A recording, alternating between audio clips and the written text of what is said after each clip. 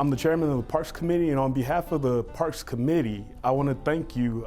We just replaced our flag at First Street Park on our monument, and thanks to the donation of the Knights of Columbus, we were able to replace our old tattered flag and replace it with a brand new flag on Veterans Day.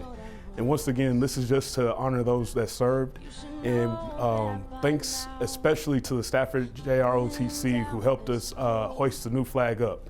It shows that it's a culmination of honoring those from the past, celebrating those of today, and then championing those of the future.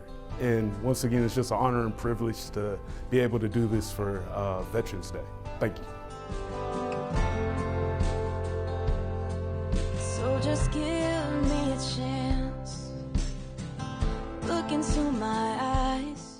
So this is Clint Nonsa with the Knights of Columbus, Monsignor George A. Wilhelm Assembly. I'm the Faithful Navigator. We were proud to have an opportunity to participate in the Veterans Day celebrations today.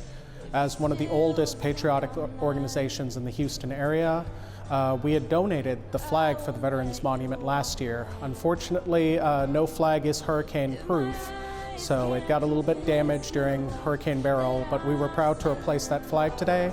I was personally on hand overseeing the setup of the new flag. It was an honor and a privilege to hand it over to our Stafford JROTC and to see them pop the flag, fold it, present it, do everything that they needed to do and really carry on the traditions of proper flag code, proper presentation, in honor of our veterans, in honor of everything that we have going on in the city of Stafford. We are very proud, we are very patriotic people, and I'm glad that we had a small part to play in all of the ceremony.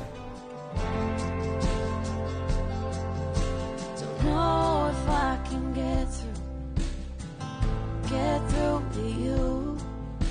Your eyes keep wandering away. If you made up your mind to leave this behind, then I can't force you to stay. If my